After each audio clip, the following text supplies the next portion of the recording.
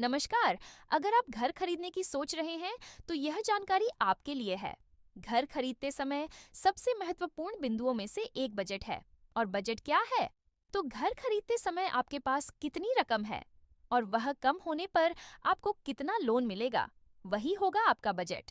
आपका पैसा plus home loan दोनों को मिलाकर बजट। उदाहरण के तौर पर अगर आप 20 लाख का घर खरीदना चाहते हैं और आपके पास 2 लाख हैं, तो बैंक आपको 18 लाख का होम लोन देगा।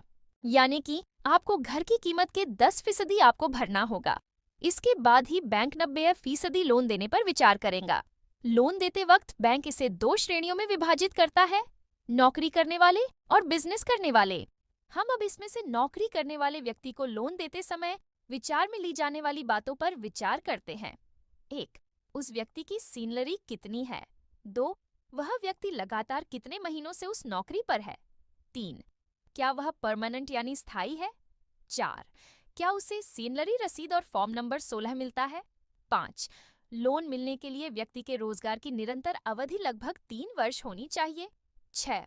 बैंक व्यक्ति को घर कर्ज की किस्त जो मासिक वेतन का 50% से 55% से अधिक नहीं देती। 7. मतबल व्यक्ति को उसकी महीने की कमाई के आधी से ज्यादा किस्त नहीं दे सकते। 8. कितना लोन मिलेगा और ब्याज दर कितना होगा। लोन कितने साल के लिए होगा, यह व्यक्ति की उम्र, सैलरी और उसके सिबिल रिकॉर्ड पर निर्भर करेगा। अब आइए समझते हैं कि बैंक इतना क्यों सोचता है।